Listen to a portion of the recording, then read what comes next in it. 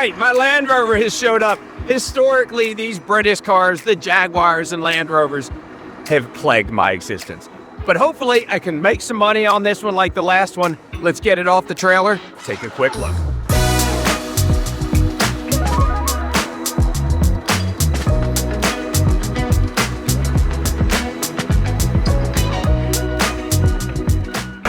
All right, so this is my $15,000 hand of roulette. Because what I did is I bought a car with no keys, so it doesn't run. Otherwise, let's take a quick look. I think it's in good shape. Now, it didn't appear to have any body damage in the pictures at the auction. Of course, it came from Copart, so you never know.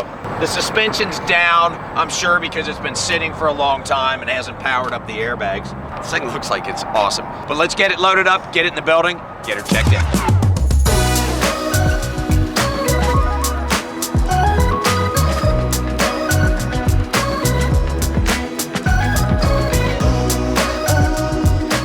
Joe, look what I got for you.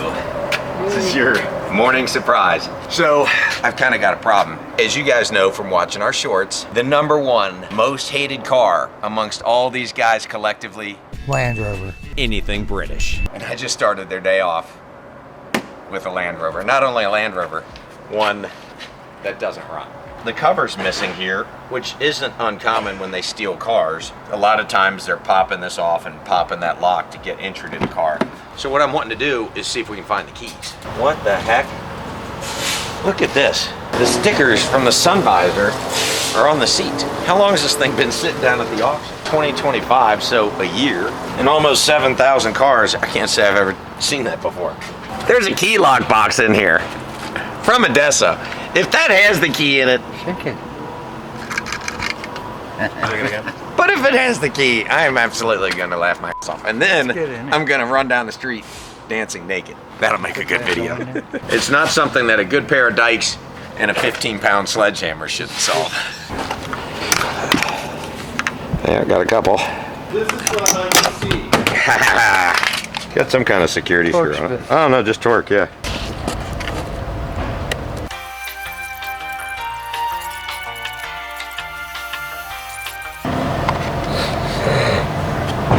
What the heck is that thing? It's got a nice big battery in it. Yeah, they don't, so it's some kind of tracker. Yeah.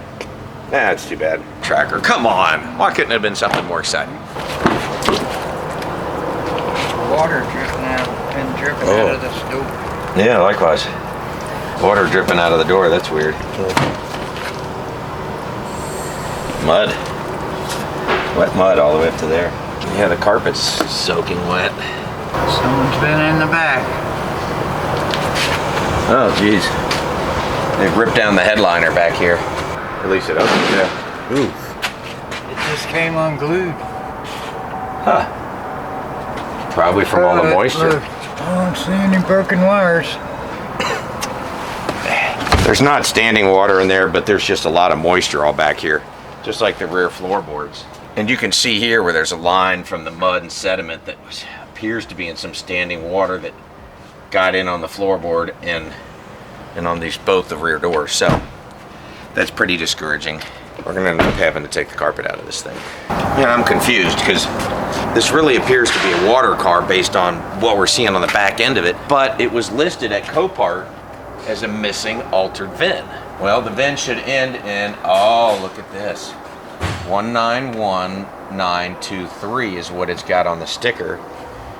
And the VIN on the car is 196591. Those are different. They disagree with the auction sticker, but they do agree with the auction listing. This is a head scratcher. We'll have to see what comes in on the title, but in the meantime, there's really nothing we can do with this car until we get a key for it. So I'm gonna go ahead and get it out of here, make some phone calls, get our locksmith guy over here, program us up some keys. Okay, so it's the moment of truth. Mo has showed up from Mobile City Locksmith. We get to find out if I have a really expensive paperweight or if I'm gonna hit a home run. All right, Mo, tell me how it works, man. The dealership, they charge 5,000 when the customer lost key with active alarm. So here we come, we have special tools connected with the car and we program it And if you see, it's OEM key. Take probably 2 to 3 minutes to read it, and after should be ready to go. All right, I just finished programming the key, and you see, guys, ready to go. It's locking and unlocking. Oh, look at that! It's even a fancy Land Rover key. Nothing but the best from Mo. All right, well, let's see what happens. I want to start this thing for myself. And what I'm even more curious about is, does it move? Does it go back and forth? So, gosh, that is such a beautiful thing. Oh, okay, what lights do we have? We have a washer fluid low, a check engine light, a brake light. Parking brake requires calibration. Park brake fault, SOS system limited function. Well, the park brake did release though. Clearly the suspension is all the way down and I don't hear the compressor clicking on. That's discouraging. Probably got wet and is gonna need a compressor, and those aren't cheap. Okay, but the moment of truth doesn't move. Get out of my way.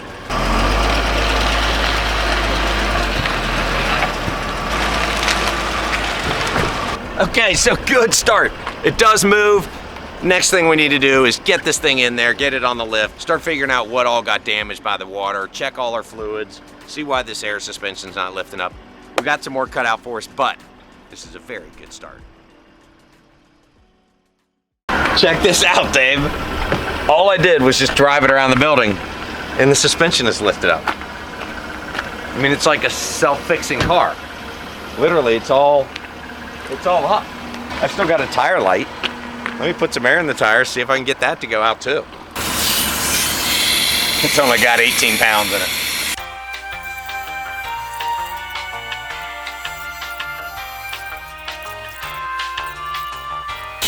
Now I gotta go drive it, see if the tire light went out. Okay, well here again, I'm gonna go online. I'm gonna find some front and rear pads for it, get those ordered. And then I'm just gonna take it for a quick spin here real quick and see if those tire lights go out. And this is just so encouraging, gosh. Oh, I love it. Love it, love it, love it. So I'm also checking the brake rotors because I'm not feeling any pulsing in them. And when I was looking at them, they were smooth, they didn't have any grooves, and there wasn't a lip on the edge of them. So if it's just surface rust, I can get away with cleaning that up and just putting a set of brake pads on it. And so far, they feel pretty good. All right, well, the tire light's still on. So next, I'll get those parts ordered, and then once they show up, we'll get it in the shop, we'll start to tear it down, see what we got. So our tire came in, we got off of eBay. I got another Continental Extreme Contact, which matches all 4 of the tires that are on the car. The tires that are on it have 7/32 of tread, so I found an exact match, also with 7/32 of tread. I could have gone and bought some Chinese knockoff tires that had 10/32 of tread on them, but quite frankly, these tires with 7/32 are gonna last longer than the brand new Chinese ones anyway. So I'm gonna get it over to NRP, get that tire put on, and then at least we'll be able to drive it. We got it back from NRP. They got our new tire put on there. That's looking good. We can now at least drive the car. So we went ahead and pulled it in here so we could start figuring out what all these codes were about. The car had 55 codes in it. But the good news is they were almost all related to that dead battery. Non-communication codes and low voltage codes.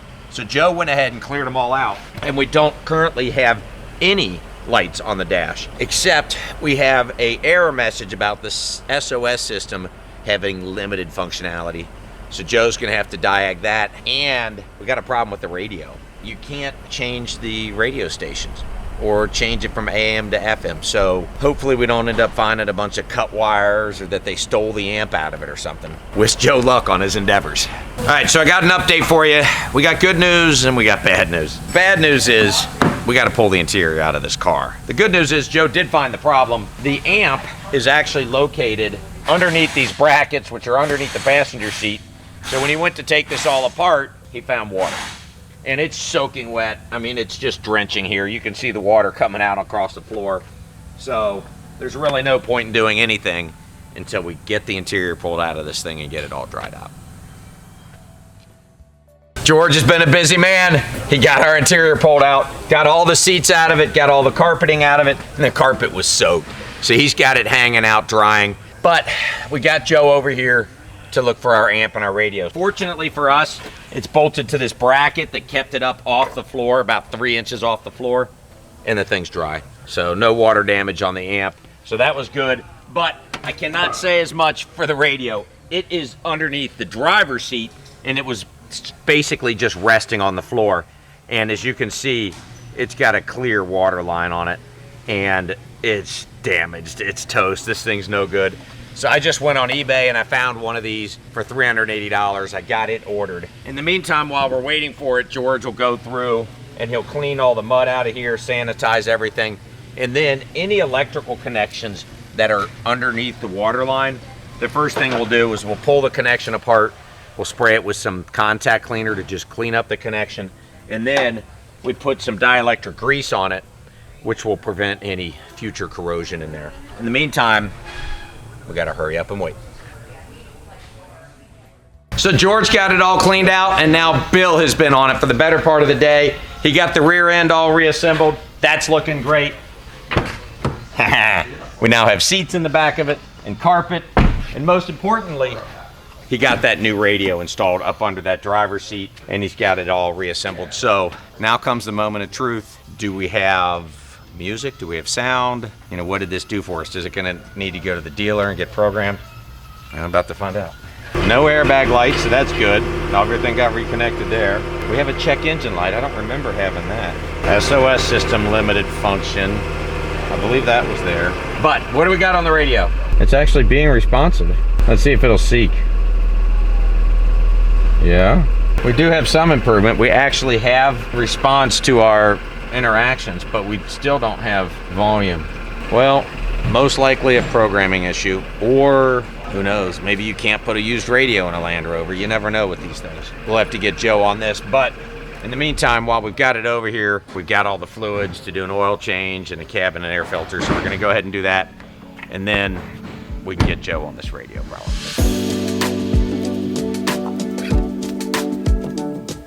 So Joe just comes up to me like it's no big deal, and he's like, oh, I need this power inverter thing in the back. And I'm like, Joe, what about the radio? And he's like, oh yeah, whatever, like I programmed it. So what did you do? Like literally, what did you do? I had to reprogram the infotainment master control. It's a fancy word for the radio? Should be. When you did that, it started playing music. Yeah. Gosh, dude, that's awesome. Okay, so this part you're wanting in the back is because of what? The start-stop system. Let me show you what he's complaining about. Back here in the rear quarter panel, there is this control module right here. Controls the start-stop system. It's actually a ginormous capacitor. Basically, it's a battery. It takes the place of the auxiliary battery. Land Rover changed it. Of course, they want $800 for the thing. So I'm gonna go on eBay. That should solve another one of our problems. Okay, so while we're waiting for that start-stop module to come in, I'm gonna go ahead and drive it, put some miles on it. I'm taking it home tonight. Hopefully, I've got some good news for you in the morning. No surprises. And hopefully I'm not calling you, Dave, for a ride.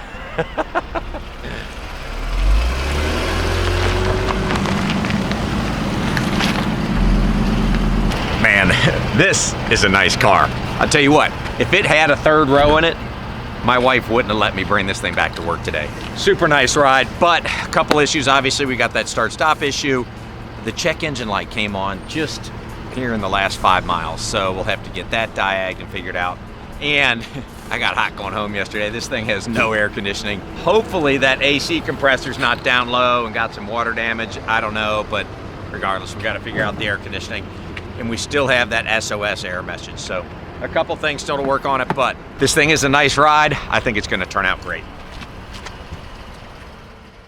So our new module came in for our start-stop system. Joe has just finished getting it installed.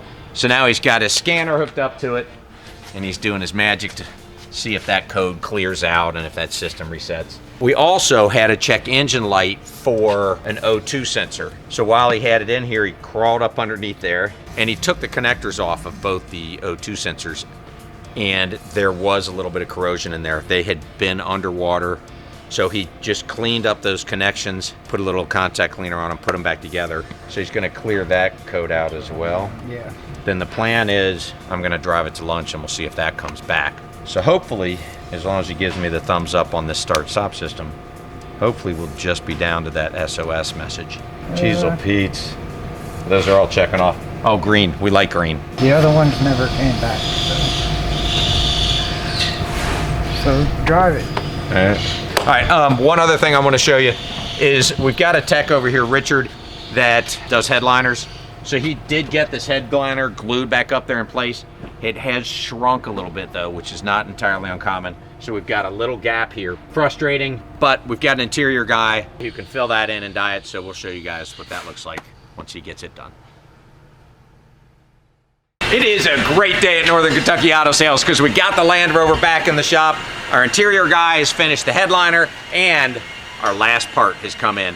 This is the battery for the telematics module, which is back here in the right quarter panel. That is why we've been getting an SOS message in the instrument cluster, because the battery was actually dead in that module. We got a new one from Land Rover. Joe just finished putting it in there. So that is done. I just need to button it back up. There we go, I fixed it. And now, let's go test it. The moment of truth. We should have no error messages. Everything should look good. And I've got to park, I'm assuming because I'm in park or the emergency brake. Yep, that went away. Ha ha ha ha ha ha. Well, once again, Joe was right. That did fix the problem. But the other issue is, I think we're done. Get out of my way. I'm gonna go take this thing for a ride. I'm gonna go work the checklist. Hopefully, we can be sending this thing to detail.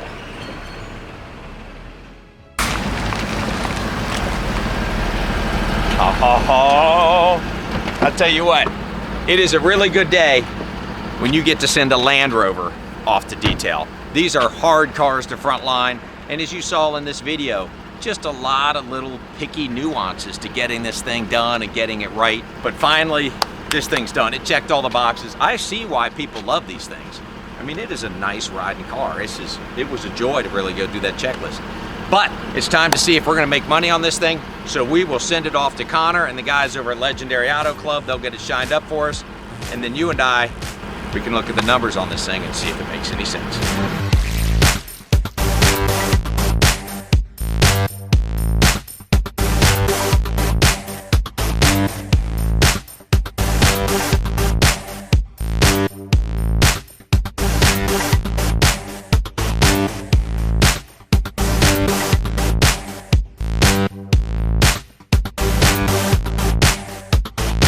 So here are the numbers on this 2018 Land Rover Range Rover HSE.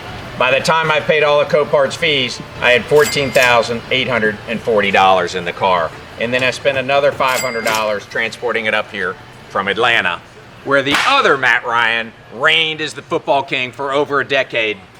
Well, at least 3/4 of the time. Our labor wasn't too bad at $1,050, but the parts were expensive.